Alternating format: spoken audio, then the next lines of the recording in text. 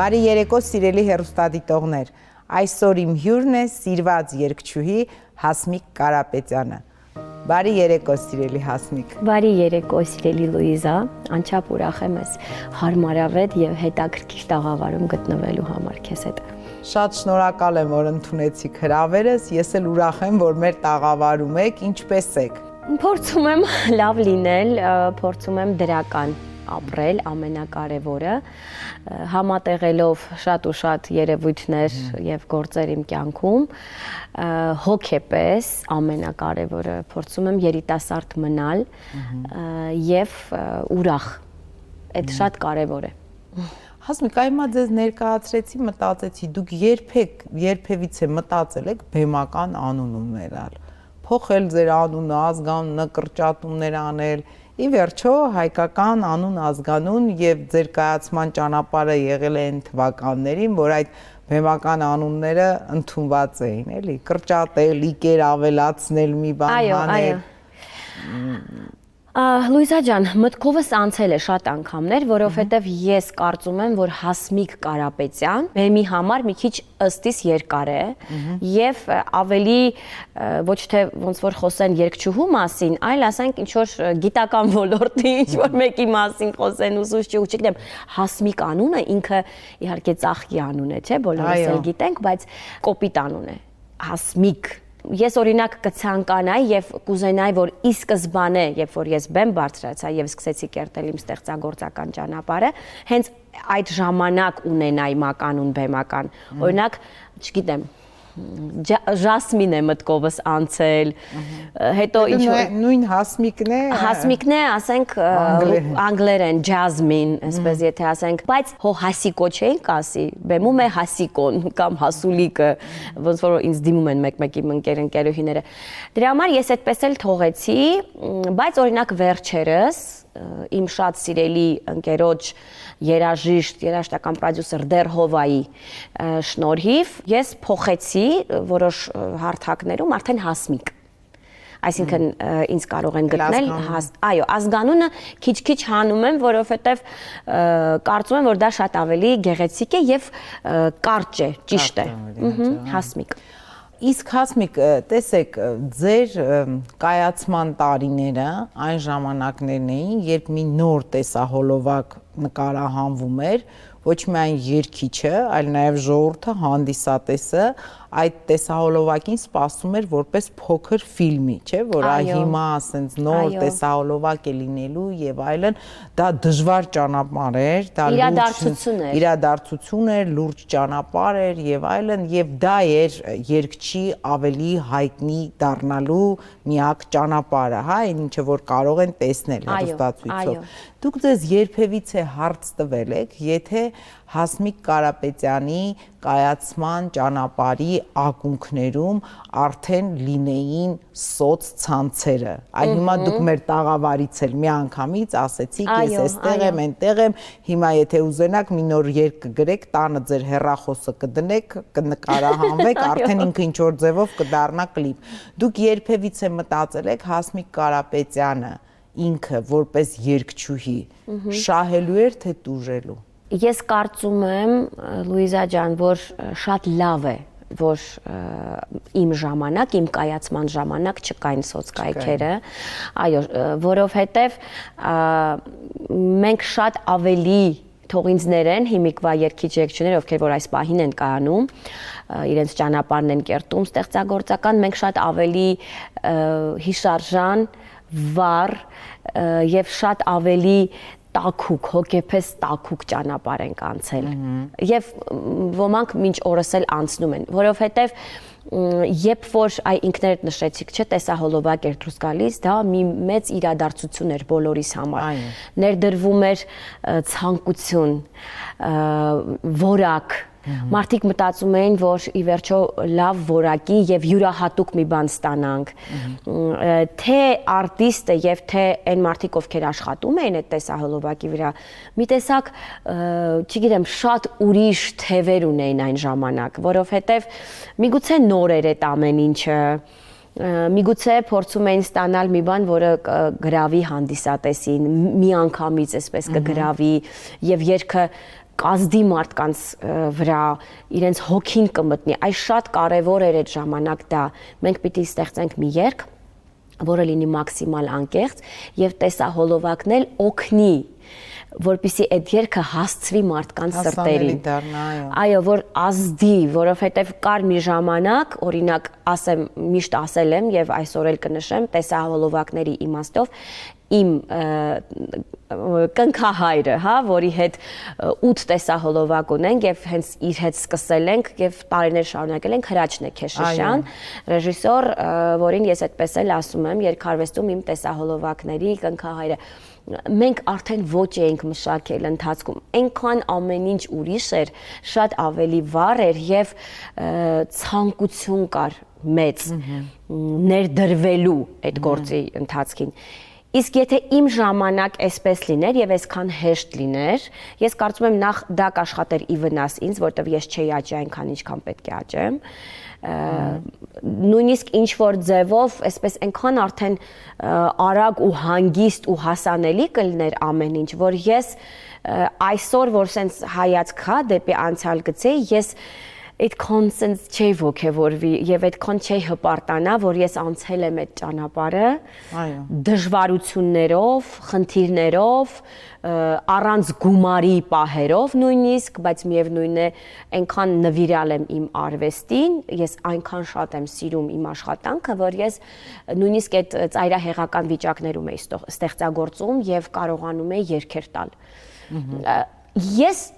կասեմ ամփոփելով հարցի պատասխանը, կասեմ, որ ես ուրախ եմ, որ իմ ժամանակ չկար, որտեվ դա ինձ կվնասեր։ Այլ ուրեմն դուք գտնում եք, որ դուք չեք տուժել, այլ շահել եք, որպես ես շահել եմ միանշանակ։ Որտեվ այստեղ գիտեք, եթե ես ասեցի սոցցանցեր, ես ամեն ինչի նկատի ունեմ, այստեղ միայն երգը տեղադրելը չի կամ այլն, դուք որտեվ լսեցի ձեր հարցազրույցներից մեկում, դուք էլ ասեցիք, թե մի հարցազրույց էի տվել եւ հետո YouTube-ում տեսա ինչպիսի կոմենտներ, ինչեր են գրում, հատկապես ինչեր են գրում կանայք եւ այսօր փաստորեն հանրային մարդիկ, բացի նրանից, որ ամեն մեկը իր ոլորտում պետք է ասի իր խոսքը, նրանք նաեւ խնդիր ունեն այդ ամեն ինչի հետ պայքար տալու, որտեվ մարդիկ տարբեր են եւ մարդիկ այդ կոմենտները տարբեր են ընկալում։ Մեկը արդեն ասում է ես միևնույն է ինձ համար, մյուսը հոգեբանորեն կոտրվում է, երրորդի համար դա շատ դառնում է կարևոր, որ հենց առաջինը պետք է տեսնի ինչ գրեցին, ինչ արեցին։ Եվ ես կարծում եմ միգուցե այո, արվեստի մարդու համար դա ավելի խոչընդոտներ է ստեղծում։ Մի կողմից ասում են կարծիք ենք լսում, բայց մի կողմից էլ այդ կարծիքները այնքան հակասական են լինում, որ մարդ կարող է կարճի դրանից ու իրեն առաջ գնալու ճանապարհը դառնա ավելի դժվար։ Դուք այդպես չեք կարծում։ Կարծում եմ, որ այստեղ դրական կողմեր էլ կան, որովհետև շատ արագ կարողանում ես ճանաչվել, ինչ որ մի գեղեցիկ երգ է ստեղծվում, արագ կարողանում ես այսպես տարածել։ Շփումը հանդիսատեսի հետ ավելի անմիջական է դարձել, որովհետև քեզ կարող են գրել, եթե դու կարծում ես, որ տվյալ մարդը իրոք նորմալ մարդ է, լուրջ մարդ է եւ քո լսարանից է, ինչու՞ չէ, դու պատասխանում ես իր հարցին։ Մի քիչ հասանելի ենք դարձել մենք, որովհետև այն ժամանակ, որ այս ամեն ինչը չկար, այսպես անհամբեր սպասում էին քո հաջորդ համերգին, որ քեզ տեսնեն։ Իսկ հիմա դու անընդհատ կաս, դու անընդհատ նոր ֆոտոներով, նոր այդ փոքրիկ ստորիներով, նոր ամեն ինչ իրադարձությունները նույնիսկ քո առօրյայից, ինչը արի ուտես, որ շահեկան է։ Իմ ստորիները ավելի շատ նայում են, երբ որ նրանք անձնական բնույթ են կրում։ Այո, իմ առօրյան, իմ բալիկները, իմ ամուսնու հետ կամ ինչ որ մի այդպիսի մի բան, քան ինչ որ մի համերգից դրվագ, որտեվ այդ ամեն ինչը արդեն այսպես շատ հասանելի է, մենք անընդհատ տալիս ենք այդ սնունդը, հա, մեր հանդիսատեսին, բայց այո, մենք կորցրել ենք այն անհասանելիությունը, այն թանկ, մի տեսակ թանկ վիճակը, որ այո, մեր հանդիսատեսը, դու ասենք անում էիր համերգ, ինքը սպասում էր, դու տեսահոլովակի պրեմիերա էր անում, ինչ որ մի վայրում, հա, գեղեցիկ մի վայրում։ Եվ հազարավոր մարդիկ գալիս են։ Այո, գալիս են, որպեսզի քեզ տեսնեն ռեալ կյանքում։ Այդ իմաստով այն ժամանակ ավելի հետաքրքիր էր, բայց դե հիմա էլ նոր հնարավորությունների շրջան է։ Նոր ինչ-որ տեխնիկական, արագ հնարավորությունների շրջան է, որ եթե օրինակ եկող սերունդը խելացի լինի, ի օգուտ իրեն, բնականաբար կարող է օգտագործել, ի օգուտ իրենց։ Այսքանը, բայց ընդհանուր առմամբ, եթե ես իմ մասին խոսեմ, սիրելի Լուիզա ջան, ես կարծում եմ, որ այն ժամանակներն ավելի հետաքրքիր էին, որովհետև մարդիկ որակի մասին էին մտածում նաև եւ շատ էին մտածում։ Հասմիկ, բայց ի վերջո մարդը ժամանակի հետ ինքն էլ փոխվում է, որովհետև հիմա դուք նոր երկրպագուներից խոսեցիք, նրանց հետ շփվելուց, պատասխանելուց, բայց ժամանակին ձեր ամուսինը, ով մինչ ամուսին դառնալը ձեր երկրպագուն էր, ձեզ գրում էր, փաստորեն երեկվա երկրպագուն, այսօրվա ամուսինն է։ Եվ այդ երկրպագուին փաստորեն դուք չէիք պատասխանում, չէ՞, եւ կարծում էիք, որ հիմա Հասմիկ Կարապետյանը փոխվել է, ինքն էլ է ավելի անմիջական դարձել մարդկանց հետ շփումներում։ Հասմիկ Կարապետյան եւ Հասմիկ անձը իմ դեպքում գրեթե տարբերություն չունեն։ Իմ դեպքում, ասենք, եթե խոսեմ իմ անմիջականության սահմանների մասին, միգուցե ես շատ-շատերի համար, իրոք ու ես գիտեմ, որ ես շատ-շատերի համար տարօրինակ եմ։ Իմ վարքը, իմ շփման ձևը մարդկանց հետ գեր անմիջական։ Ես չգիտեմ ինչու եմ ես այդպեսին ծնվել, բայց դեռ երևի թե այո, Աստված ինձ այդպես է ստեղծել, որտեվ ես այդպես կարող էի առաջ գնալ։ Հետո կա մի շատ կարևոր հատկություն իմ մեջ, որը որ իմ շրջապատում շատ քիչ եմ հանդիպում, ես սիրում եմ մարդկանց։ Ես մարդկանցից չեմ խորշում։ Ես փորձում եմ մարդկանց մեջ տեսնելով թերությունները ավելի ուշադրություն դարձնել նրա դրական կողմերին ու այսպես սիրելով եմ վերաբերում յուրաքանչյուր մարդու կարող եմ հասկանալ իր տեսանկյունից յուրաքանչյուր սխալված մարդու կարող եմ հասկանալ իր սխալի մեջ որտեղ յուրաքանչյուր սխալ ունի արմատ ինչ որ հիմք ինչից որ եկել է այդ սխալը եւ այս վերջերս մասնավորապես փորձում եմ եւ ինձ մոտ ստացվում է չքննադատել ոչ մեկի իսկ ամուսնուս տարբերակը որ ասում եք երեկվա երկրպագուն դարձավ ամուսին այո 13 տարեկանից երբ որ Շանթը 13 տարեկան էր բազմիցս խոսել եմ այս մասին ինքը համակրել է ինձ իմ տեսահոլովակներով երգերով եղել է երկրպագու Եվ շատ ձգտել է ծանոթանալ, մասնավորապես իմ եւ Դերհովայի անհնարը զուգերքից հետո դաբստեպ ոճի մեջ, ինքը DJ է նաեւ մասնագիտությամբ, իրան շատ գրավել է դա։ Այստեղ արդեն կյանքի ոչ պատահական իրավիճակներն են, չգիտես ինչի ինքը իմ ամուսնուն հետ ծանոթանում է Կանադայում, որտեղ ամուսինս գնում է Դերհովայի եւ Սիլվա Հակոբյանի համերգին, հայ համայնքի կողմից ուրեմն կազմակերպված, ծանոթանում է եւ անընդհատ ասում է Հարութին Դերհովային, որ խնդրում եմ, ասա թող պատասխանի, այսինքն մի ահագին երկար ժամանակ փորձում էր, որ ես իրեն պատասխանեմ եւ քանի որ Դերհովան անձամբ տեսել էր նրան կյանքում, ռեալ կյանքում եւ այստեղից ոչ մի վտանգ չկար։ Մենք պարզապես սկզբում շփվել ենք որպես երկրպագու եւ երգչուհի։ Շատ ընկերական հիմքերի վրա ոչ մի անձնական բանի մասին նույնիսկ միտք չկար։ Այդ ընթացքում է տենց եղել, բայց ես կարծում եմ, որ այս կյանքում լինում են մի քիչ նախախնամություն երևույթը որ կա ես իմ կյանքի փորձից ելնելով համոզվել եմ մի շատ կարևոր բանում որ եթե մի բանը պիտի չլինի ուզում ես ամեն վարքյան աշխատիր այդ ուղղությամբ եւ այսպես ատամներով պահիր ինքը գնում է Իսկ եթե մի բանը պիտի լինի ինչքան էլ վանում ես եւ քեզանից հեռու ես պահում մի օր աչքերդ բացում ես տեսնում ես դա եղել է այդ արդեն մենք չենք կարողանում վերհսկել, կառավարել, մենք չենք կարողանում պարզապես։ Հասմիկ, լավ, իսկ ինչպես ստացվեց այդ որոշումը, որ ամուսինը պետք է գա ապրի Հայաստանում եւ ոչ թե Հասմիկ Կարապետյանը Միացյալ Նահանգներում, որովհետեւ միշտ հակառակն է լինում նախ, այստեղ արդեն Հասմիկը ինչ-որ բան կոտրել է, հայերի համար էլ միշտ Միացյալ Նահանգները դրանք ինչ-որ մի անհասանելի դրախտ է, չես հասկանում ինչու, բայց այդպես է։ Հիմա ինչպես ստացվեց, որ միանգամից այդ որոշումը կայացվեց, ի վերջո այն մարդու կյանքն էլ այնտեղ է եղել, կայացել է, միգուցե աշխատում էր, չէ, ժամանակ եւ ամեն ինչ այլն։ թողել է եւ եկել է 0-ից այստեղ սկսելու, որովհետեւ նա հանդիպել էր իր երազանքին։ Ինձ թվում է յուրաքանչյուր տղամարդ է։ Ձեզ համար դա հստակ էր, որ դուք պետք է շարունակեք ապրել Հայաստանում։ Ես երբեք չեմ մտածել Հայաստանից դուրս ապրելու մասին։ Ես շատ մտածել եմ եւ մտածում եմ ճամփորդելու մասին, համերգներով գնալ, հա, հրավերներով հայ համայնքների, բայց երբեք չեմ մտածել այնտեղ ապրելու մասին, ինչու, որովհետեւ ես 2 տարի ապրել եմ Միացյալ Նահանգներում ժամանակին, շատ շուտ։ Այդ 2 տարվա մեջ հասցրել եմ շատ հեշտ ինտեգրվել իրենց հասարակություն,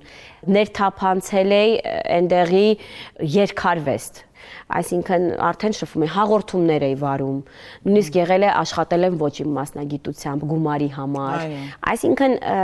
տեսակով ես այնպիսի մարդ եմ, ինձ որտեղ էլ որ տանեմ, ես գտնում եմ ինչ-որ ընդհանուր եզրեր, ես կարողանում եմ քիչ-քիչ կայանալ եւ մտնել կյանքի հոսքի մեջ եւ գնալ։ Համագործակցել եմ բազմաթիվ երգիչների հետ, Էնդիի հետ, օրինակ բեք վոկալներ եմ ձայնագրել, Արմենչիկի հետ, նորից ուզում եմ ասեմ, մեծ շրջապատ կար, մեծ ընկերություն, մինչ օրս։ Բայց ես այդ ամենի հետ մեկտեղ նաև զգացել եմ, որ եթե ես մնամ այնտեղ, միշտ մնամ, ես կկորցնեմ իմ արժեքը։ Եվ ի վերջո ես ինքս 0-ից սկսեցի կերտել իմ ստեղծագործական ճանապարհը արդեն Հայաստանում ու հասկացա, որ դա այդպես էլ պետք է լինի։ Հիմա ես Հասմիկ Կարապետյան, այն Հասմիկը, որը ես հիմա կամ, ես չէի դառնա այնտեղ Միացյալ Նահանգներում։ Ու հիմա կարծում եմ, որ դա շատ ավելի լավ է, որովհետև միշտ որ ասենք խոսում ենք, ինչ որ մենք ասում ենք, ինչի՞ չեք գնում Միացյալ Նահանգների ապրել, ասում եմ, ես այնտեղ Հասմիկը չեմ լինելու։ Ես կարող եմ գնալ համերգներով, ես կարող եմ գնալ իմ ընկերներին տեսակցության, անհամար անթիվ բարեկամներ ունեմ, հարազատ հորաքույրս, աղջիկները, մի խոսքով, բայց ապրել կարծում եմ, որ ես քիչ-քիչ կկորցնեմ իմ դեմքը։ Հասմիկ, հայրենիքից խոսեցինք, ժամանակին մի ծրագիր կար, երբ երգիչ-երգչուհիները գնում էին Հայաստանի եւ սահմաններ, Արցախ էին գնում, զորամասեր համերգներով։ Գրեթե 8 տարուց ավել այդ ծրագիրը տևեց, եթե չեմ սխալվում, եւ դուք էլ ակտիվ մասնակցում էիք այդ ծրագրին, ես նույնիսկ հիշում եմ, որ Շուշան Պետրոսյանը իր հարցազրույցներից մեկում, քանի որ ինքն էր նախաձեռնողը այդ ծրագրի, ասեց, որ Հասմիկ Կարապետյանը եղել է մեր էստրադայի ներկայացուցիչներից այն առաջինը, առաջամարտիկը, ով համաձայնել է եւ ասել է, որ ես գալու եմ Արցախ, ես գալու եմ սահմանամերձ գյուղեր, ես գալու եմ զորամասեր։ Հասմիկ, ինչ փոխվեց Հասմիկ Կարապետյան հայի մեջ,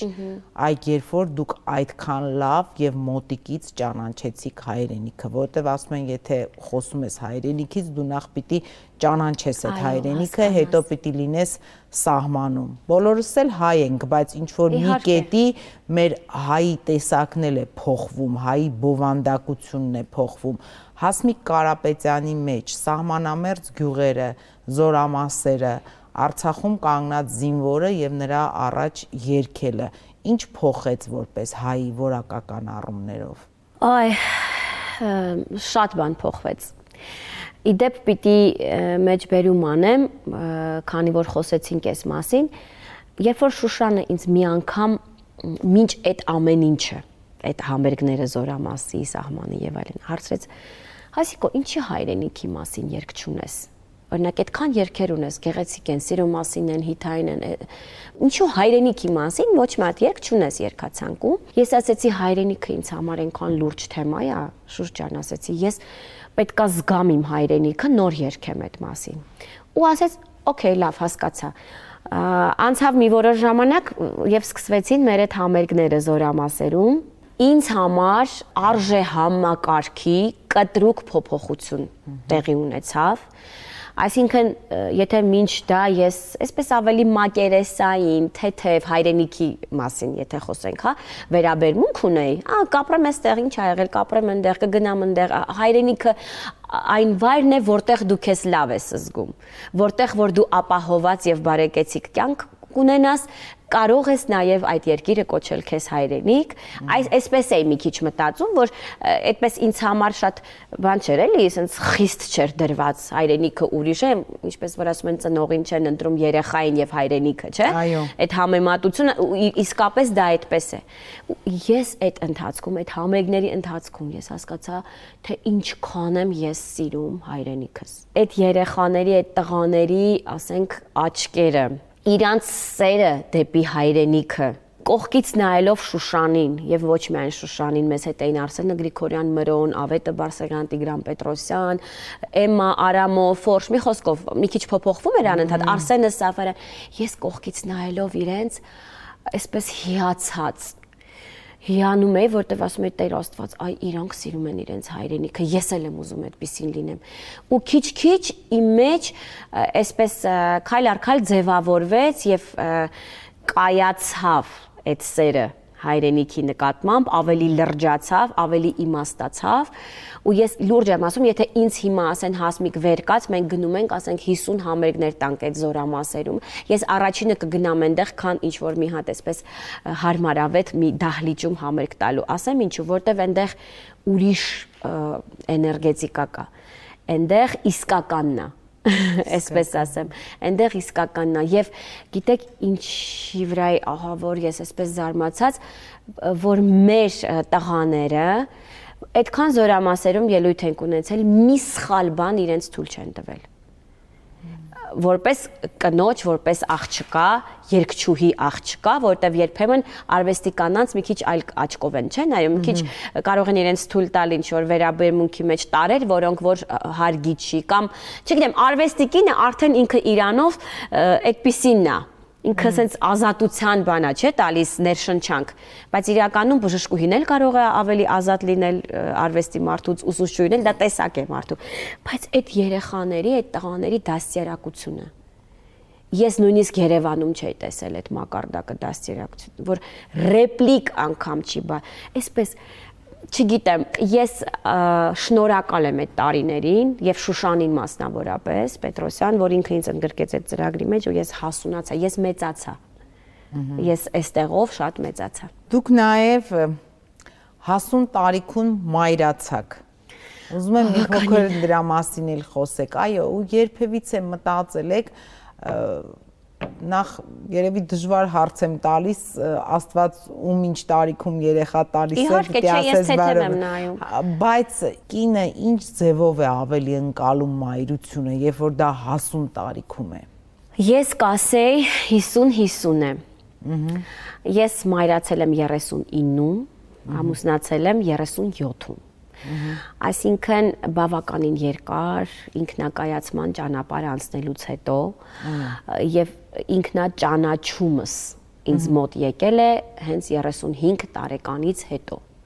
Մինչ դա ես խակ էի ես այդպես եմ համարում ինչի ինձ մոտ այսպես ասենք մնացյալների մոտ ավելի շուտ եւ այլն ես կարծում եմ որ ամեն կին եւ ամեն տղամարդ էլ կարծում եմ ունեն իրենց ժամանակը Ծնող դառնալու, գիտակցելու թե ինչի մեջ ես դու մտնում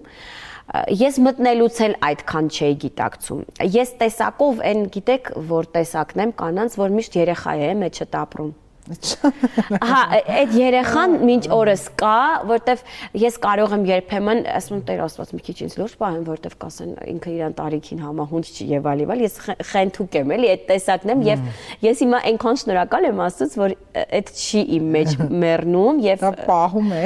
Դա պահում է։ Դա քո երիտասարդության գաղտնիքն է։ Ինձ համար թվերը, դա պարզապես թվեր են, դրանք հոգու տարիքի հետ կապ չունեցող ինչ որ բաներ են, պայմանական, հա, բայց ես գիտեմ, որ եթե ես չամուսնանայի եւ չմայրանայի, կարևորում եմ մայրանալը, ես չէի մեծանալու, ես այն Հասմիկը չէի դառնալու, որ հիմա կամ, իսկ ես ինձ բավականին ուժեղ, բավականին կայացած եւ բավականին անվախ կնոջ տեսակ եմ համարում, ինչի որովհետև ես ամբողջ իմ կյանքի ընթացքում ջարդել եմ կարծրատիպեր։ Այ մի քիչ դրանից։ Այո, ես չեմ համաձայնվել այն բոլոր կարծիքների հետ, որոնք որ այսպես ստիպողաբար մեզ վրա են դնում, որ կինը պիտի այսպես լինի, պիտի դպրոցն ավարտի, ինստիտուտ ընդունվի, ամուսնանա, երեխաներ ունենա, եւ վերջ։ Կյանքն ավարտվեց։ Ապրի այդ ընտանիքի հոգսերով եւ դարդերով միայն։ Ոչ, ես դպրոցական տարիքից միշտ էլ ցույց եմ տվել իմ տեսակը, չեմ վախեցել արտահայտելու միտք, որը որ այդ ամբողջում 1%-ն է համաձայն ինձ հետ, տարօրինակ եմ թվացել, թարս հայացքներ եմ վրաս նկատել, բայց ուղղակի անցել եմ։ Ես շնորհակալ եմ դրանում իմ հորը, բացի այն, որ ես այդպեսին ծնվել եմ, իմ հայրն իմ ընկերն է եղել ամբողջ կյանքի ընթացքում, ինքը միշտ ինձ ասել է մի բան, երբեք բնությունդ չփոխես մարդկանց կարծիքների համար։ Երբեք։ Տեսակդ այսինքն։ Տեսակդ չփոխես, որովհետև երբ որ մենք մեր տեսակը արհեստականորեն ճնշում ենք եւ մեր բնության վրա, հա, ասենց ճնշում ենք գործադրում, այդ ամբողջի համար փոխում ենք մենք մեզ։ Մենք հաստատ վերջում ինչ-որ մի հիվանդություն ենք ստանալու, կամ ինչ-որ հոգեկան աշխարհումդ մի բան փոխվելու է դեպի բացասականը, որովհետև չի կարելի, դա ագրեսիա է, դա ներքին ագրեսիա է քո հոգու հանդեպ։ Ես այդպես եմ կարծում, բայց մայրանալն էլ ինչքան էլ որ ոչ ոքի ընկերական շրջապատից չէին պատկերացնում, որ ես կարող եմ ինչ 1-2 երեխաների մայր լինել, բայց ասեմ, միակ բանը, որ ինձ մեծացրեց, դա ամուսնությունը չէր, դա մայրությունն էր։ Մայրությունը։ Երբ ես արդեն ստիպված էի լավ իմաստով պատասխանատվություն կրել իմ բալիկի համար։ Հասմիկ, հիմա տեսեք հետաքրքիր բան ասեցիք հայրս ասում էր բնությանդ, այսինքն ամբողջովին էությանդ եւ այլն դեմ չգնաս մարդկանց կարծիքների համար։ Հիմա մենք արդեն 20 րոպեից ավել է զրուցում ենք, ես կներեք, բայց պիտի ասեմ, կանանցի աչքով եմ նայում եւ տեսնում եմ, որ ժամանակակից մոդայիկ, այսպես ասած, տենդենսներին համահունչ Հասմիկը այս պարագայում էլ իր բնությանը դեմ չի գնացել, որովհետեւ ոչ մի արհեստական փոփոխություն ես ձեր դեմքի վրա չեմ տեսնում, չնայած հիմա շատ ընդունված է, կարծես թե արդեն տարօրինակ է չանելը, հա, նայում են եւ ասում են ինչու, եթե կարելի էր այս քիթը կտրել եւ շրթունքները մեծացնել եւ չգիտեմ ինչ, բայց նաեւ այստեղ, որովհետեւ մարդը փաստորեն երբ իր բնությանը դեմ է գնում, դա ոչ միայն չէ, հոգեպես էլ չէ, հա, պիտի կամ անես ու հետո չգիտեմ, միգուցե մարդիկ կան, որ անում են, շատ սիրում են իրենց, բայց նաև ենթագիտակցորեն հասկանում եմ, որ այլևս իրենք այն չեն, ինչ որ ծնվել են, եղել են, ինչ որ մի որոշակի տարիքի, չէ՞, երևի թե նայում են հայլու մեջ, ինչ որ մի տենց մտքեր, դուք երբևիցե մտադրություններ ունեցել եք ձեր վրա կտրուկ արտաքին փոփոխություններ անելու։ Այո, ունեցել եմ, ես լինեմ մաքսիմալ անկեղծ եւ ասեմ, որ դա ինձ մոտ սկսվեց Միացյալ Նահանգներում ապրելու ընթացքում։ Բոլորը այնտեղ անխտիր աղջիկները կանայք իմ շրջապատում եւ ոչ միայն գնում են եւ քթի վիրահատություն էին անում։ Նույնիսկ եթե ունեն գեղեցիկ քիթ, այսինքն չխանգարող քիթ, ոչ մեծ, ոչ գնում էին վիրահատում են, այդպես մի հատ շրջան էր։ Այո, եւ ես այդ ալիքի տակ ընկա, ես վայ գնա արա շրթունքներդ լցրու եւ այլ, այսպիսի բաներ։ Ես բարթույթավորվել եմ եւ այնտեղ ուրեմն զանգեցի պապայիս։ Ասի այսպիսի բան եմ որոշել, պապ Իրանից եմ վերցրել ես այս իմ արիստոկրատ գարբինկան, որը որ հիմա շատ սիրում եմ եւ ես հասկանում եմ, որ այս ինձ յուրահատկություն է տալիս, եթե ես ժամանակին պապայիս չլսեի եւ ասեմ պլաստիկ քիրուրգի չլսեի հենց Միացյալ Նահանգներից։ Հիմա պատմեմ 2 բառով։ Հայրս ասեց, եթե տենց բան ես արել, չգաս Հայաստան, տուն չմտնես, ես քեզ չեմ ընդունելու։ Պապ ոնց բան գնամ մի քիչ ուղիղ ասեմ, տեսեք ընկեր, իրա հետ էի խորհրդակցում, մամայիս հետ չէի խորհրդակցում։ Ասեց այդպիսի բան չանես, հետ չգաս իմ տուն։ Ես արգելում եմ քեզ, որ դու նույնիսկ մտածես այդ մասին։ Այս ժամանակը կգա կհասկանաս ինչ էի ասում։ Պապ ոնց այդպես։ Ասի լավ։ Չվստահեցի հորս, գնացի պլաստիկ վիրաբույժի մոտ ազգությամբ ռուս եւ հրյա, այն ժամանակ ինքը ամենալավն էր Լոս Անջելես քաղաքում, գնացի կոնսուլտացիայի։ Այս խեղճ բժիշկը մոտ 40 րոպե տարբեր ռակուրսներից ինձ էր դիտարկում, 40 րոպեից հետո ասեց, ես չեմ անելու,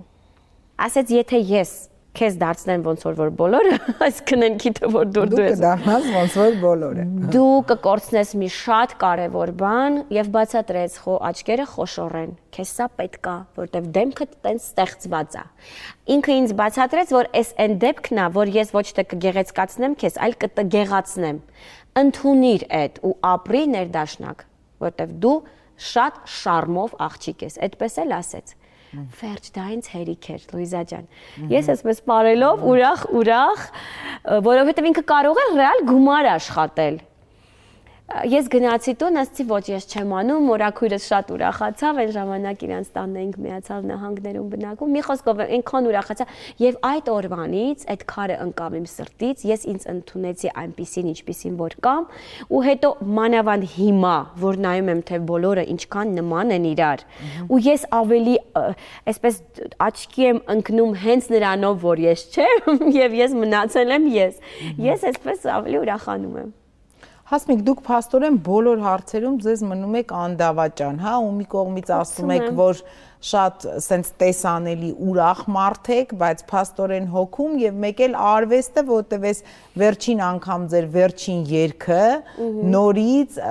մելանխոլիա էր, սեր էր, կաթիլ էր, անձրև էր։ Հիմա ոնց եք կարծում, անփոփոխ եք այդ բնագավառում։ Չի լինելու այլ տեսակի Հասմիկ Կարապետյան։ Ես ապրում եմ իմ զգայական աշխարհին համահունչ, Լուիզա ջան, ու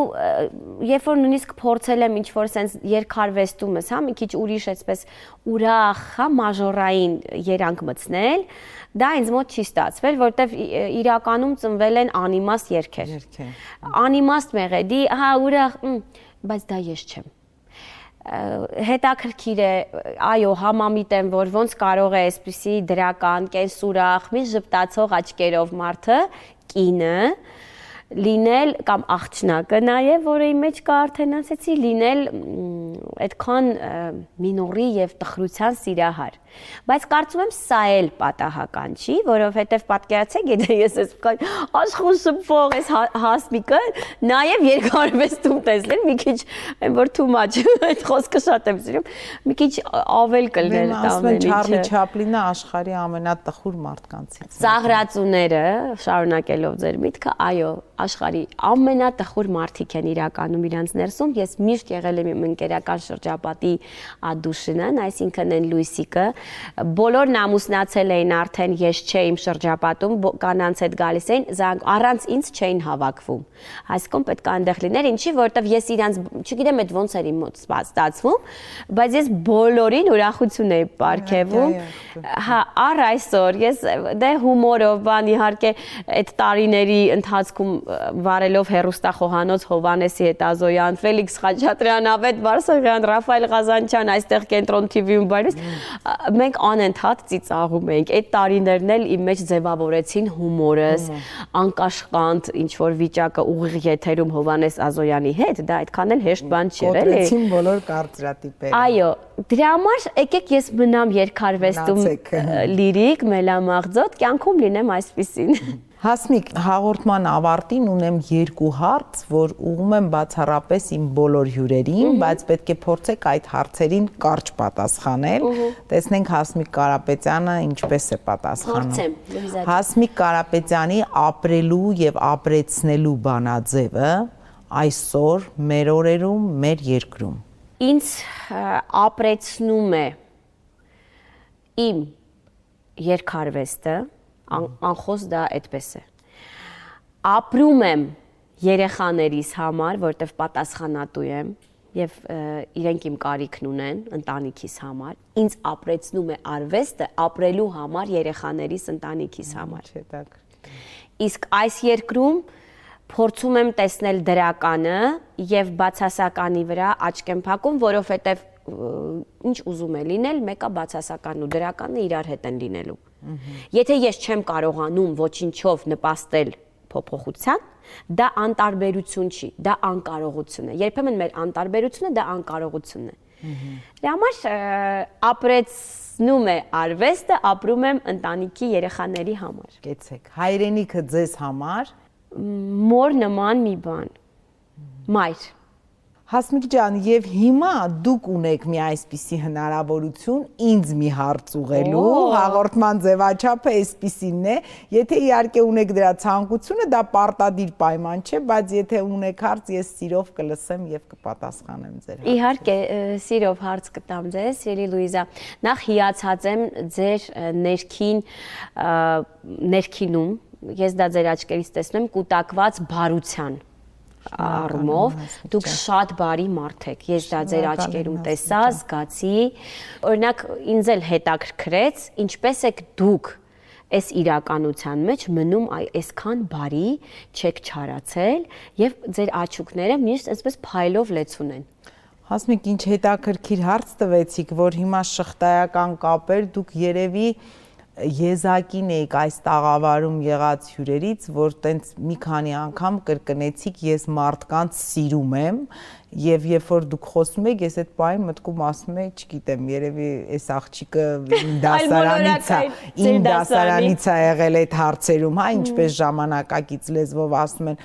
Հասմիկ ջան, չչարանալու համար պետք է սիրես, բարությունը, որ աչքերումդ մնա, պետք է սիրես։ Մենք մեկ-մեկ այդ սերը մարդիկ միայն կին եւ տղամարդ հարաբերություններն են ընկալում, դա էլ է շատ կարեւոր, որովհետեւ չսիրված կնոջ աչքերը չեն կարող փայլել, բայց կինը ինքն էլ պիտի սիրի եւ հենց մարդկանց պիտի սիրի։ Եթե հիմա ինձ ասեին, օրինակ, չգիտեմ, սենց մի լոզունգի տեսքով մի բան ասեք մարդկությանը, Լուիզա, ես կասեի շարունակեք սիրել մարդկանց եւ դա ոչ թե նրա համար, որ Լուիզայի կյանքում վատ մարդիկ չեն հանդիպել, հավատացեք շատ են հանդիպել, ոչ թե նրա համար, որ Լուիզային երբեք ոչ ոք վատություն չի արել կամ թիկունքից չի խփել, հավատացեք դա էլ շատ են արել, բայց ես ինձ միշտ տվել եմ մի սենց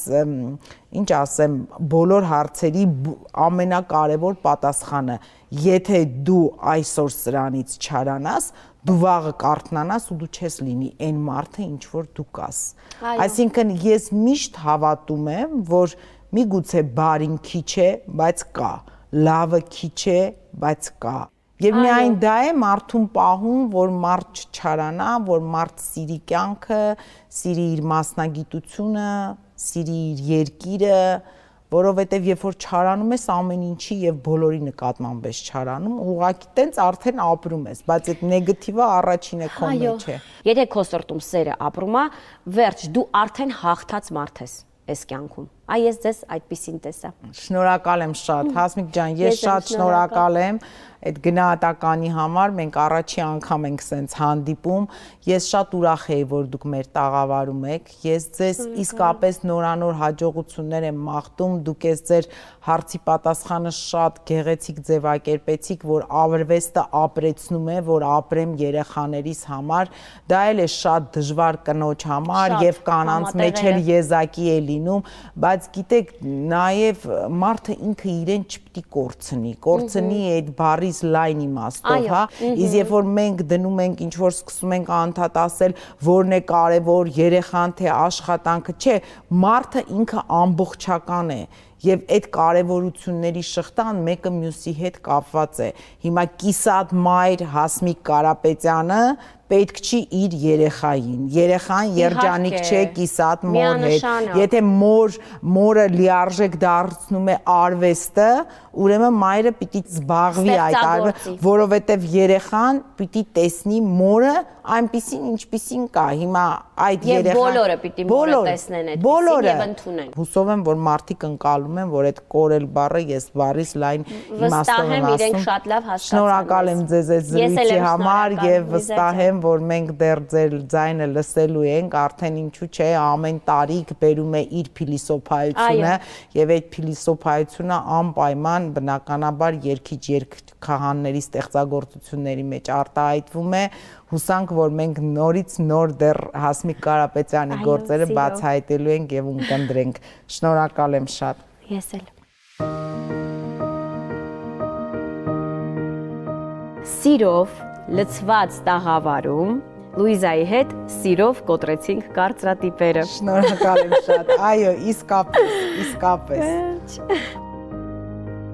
Այսպիսին էր Հասմիկ Կարապետյանը առանց կարծրատիպերի։ Հասմիկը ասում է, որ ամբողջ կյանքում կոտրել է կարծրատիպեր եւ շարունակում է այդ գործընթացը եւ իդեպ կարծրատիպերը կոտրում է սիրով։ Իսկ դուք ապրեք առանց կարծրատիպերի, մի վախեցեք, կհանդիպենք հաջորդ շաբաթ։